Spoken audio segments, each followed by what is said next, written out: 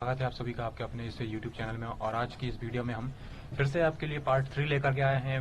Vyapam group 4 का जो exam आने वाला है उसमें पार्ट 1 और पार्ट 2 के जो कंप्यूटर के क्वेश्चन हैं वो प्रीवियस ईयर में जो पूछे गए थे उसी का हम पार्ट 3 भी अब लेकर के आए हैं। आइए अगले शिफ्ट के क्वेश्चन देख लेते हैं। अभी तक हमने 2 शिफ्ट के क्वेश्चन जान लिए, अब तीसरी जो शिफ्ट हुई थी उसके बारे में जान लेते हैं जो अगले दिन हुई थी। ठीक है, 29 तारीख को हुई थी, 29 जुलाई 2018 के सेकंड दिन का फर्स्ट शिफ्ट है। अब इसमें हम जानते हैं कि यहाँ पर पहला क्वेश्चन क्या दिया था और किस तरीके से क्वेश्चन आ रहे थे, उन सभी के बारे में हम चर्चा कर रहे हैं। बाद में हम पूरा कंप्यूटर को विस्तार से भी पढ़ेंगे। तो अभी जान लेते हैं पहले क्वेश्चन को। क्वेश्चन दिया है कि बहुत छोटे पोर्टेबल कंप्यूटर जो हमारे हाथों में फिट हो जाते हैं उन्हें क्या कहा जाता है। तो ये पॉम टॉप, डेस्कटॉप, लैपटॉप या माइक्रो कंप्यूटर ये सभी जानते हैं जो हाथ में फिट हो जाने वाले होते हैं पॉम टॉप। पॉम यानी हथेली होता है, हथेली में जाने वाले पॉम टॉप कहलाते हैं। क्वेश्चन नंबर 2 कि इन एमएस एक्सेल यानी एमएस एक्सेल 2010 वाले में सेल स्टाइल का ऑप्शन जो है वो कहाँ पर जाकर मिलता है। हमको हमें ये बताना है किस टैब में ये मिलेगा। इंसर्ट टैब में मिलेगा, होम टैब में मिलेगा, पेज लेआउट में मिलने वाला है या फिर व्यू टैब में मिलेगा। तो ये जो क्वेश्चन का है आंसर वो है होम टैब। हम इसको देख लेते हैं कि एक्सेल में जाकर के जैसे ही हम एक्सेल में जाते हैं हमें सेल स्टाइल का जो ऑप्शन है वो आपको यहाँ पर देखने को मिलने वाला है। अभी आप इसको देख नहीं पा रहे होंगे, थोड़ा सा कटा दिख रहा होगा आपको। ये सेल स्टाइल का ऑप्शन दिख रहा है, ये मैंने क्लिक करा तो आपको सेल स्टाइल दिख रहा है। होम वाले में ही मैं यहाँ पर खड़ा हुआ हूँ, होम वाले को यहाँ पर क्लिक किया हुआ हूँ। ठीक है, और इसके साथ ही साथ अगला आपको दिखा देते हैं हम। नेक्स्ट उस पर ले चलते हैं। नेक्स्ट क्वेश्चन क्या है, तो नेक्स्ट क्वेश्चन को देख लेते हैं। यहाँ पर हमारे पास नेक्स्ट क्वेश्चन है कि जो एमएस एक्सेल है उसमें आपके वर्कशीट में अंडरलाइन जो सेल होता है उसके बारे में बताना है। डार्क बॉर्डर वाला उसको क्या कहते हैं हम, तो उसे हम एक्टिव सेल कहते हैं। ठीक है, अगर हम एक्सेल खोलते हैं और एक्सेल में ये अंडरलाइन में होता है तो अभी इसको हम क्या बोलेंगे, ये जो है एक एक्टिव सेल है। एक्टिव सेल के रूप में इसको जाना जाता है। बहुत ही सिंपल क्वेश्चन था ये।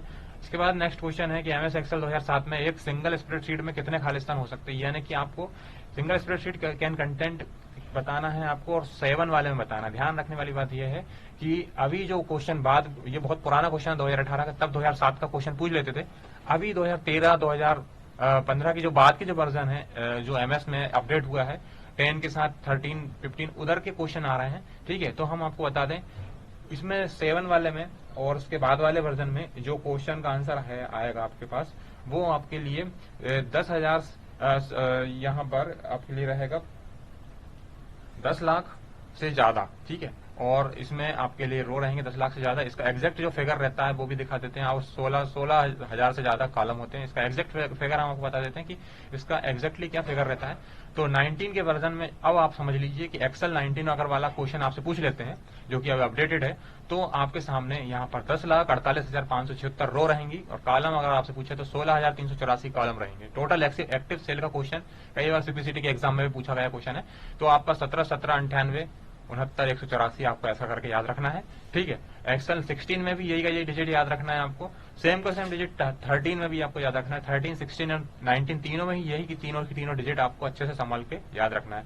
2007 वाले में भी आपको यही आंसर याद रखना है।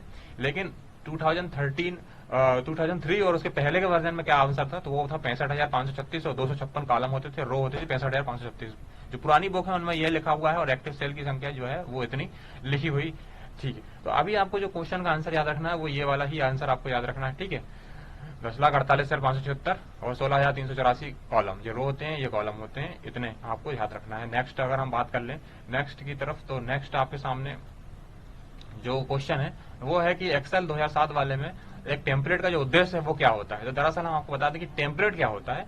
तो टेम्पलेट एक बनी हुई डिजाइन रहती है जिसमें आप काम करने के लिए समर्थ हो पाते हैं। ठीक है, तो बार बार उपयोग की जाने वाली लेआउट है उन वर्कबुक में उसका उपयोग किया जाता है। ठीक है, इसका आंसर ये आएगा, वो बता भी दें आपको, थोड़ा कटा दिखेगा आपको यहाँ पर। आपके सामने ये देखिए, आपके सामने यहाँ पर इसको मैं अभी हटा नहीं पा रहा हूँ। ठीक है, क्योंकि ये कटा दिख रहा है जो बड़ा, इसको रोक के हम पूरा बता रहे थे आपको कि किस तरीके से जो है आप अपना ये जो टेम्पलेट है उसको देख सकते हैं। तो टेम्पलेट को हम आपको दिखा देते हैं।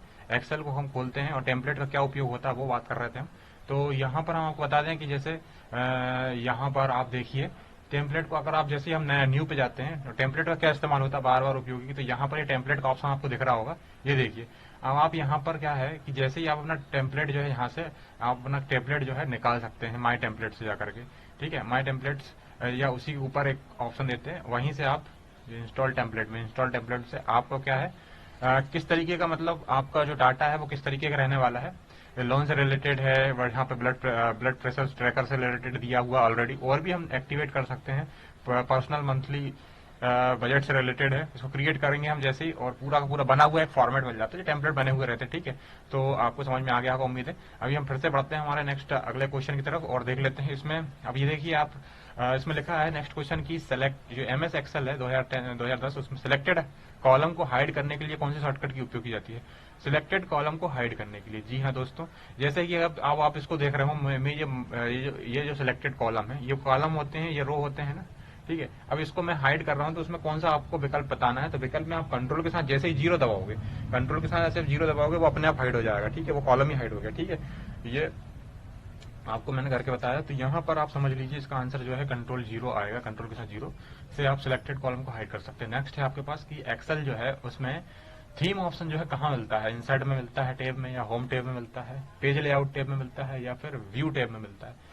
तो हम एक्सेल को खोल लेते हैं और एक्सेल को आपको करके बता देते हैं। यहाँ पर हम जैसे इसके आते हैं, यहाँ पर आपको आप आइए और यहाँ पर आपको थीम मिलेगा पेज लेआउट में। थीम क्या होता है, इसमें कलर मिल जाता है, फॉन्ट मिल जाता है। ठीक है, आप किस तरीके से आप जैसे मैं सिलेक्ट कर रहा हूँ, देखिए अपने आप बदलते जा रहा है। ऐसे कलरिंग में भी आप कर सकते हैं, कलर आप अलग अलग कलर, मनचाहा कलर आप दे सकते हैं इनको। ठीक है, आपको यहाँ पर पूरे ऑप्शन इस तरीके से मिल जाते हैं। नेक्स्ट हम और बता दें आपको अगला क्वेश्चन कौन सा है। नेक्स्ट क्वेश्चन आपके सामने एमएस एक्सेल 2010 में रिबन का संग्रह क्या है। रिबन जो है खालिस्तान का एक संग्रह है, स्प्रेडशीट होते का संग्रह है, डॉक्यूमेंट्स का है, टेब्स का है, या फाइल्स का है। तो हमने कल भी वीडियो में बताया था आपको रिबन क्या होती है। ठीक है, तो जो रिबन होती है वो टैब्स का संग्रह होती है। कौन कौन से टैब आते हैं, ठीक है, एक्सेल हो चाहे वर्ड हो या कोई भी, उसमें आपको बता दूं मैं कि ये जो होता है ये होम, इंसर्ट, पेज लेआउट, ठीक है, और फार्मूला, डाटा, ये जो लिखा हुआ होता है मेनू में, ये सब कुछ आपका रिबन कहलाता है, पूरा का पूरा ये रिबन कहलाता है। कल की वीडियो में हमने बताया था आपको, अगर आपने देखा हो तो।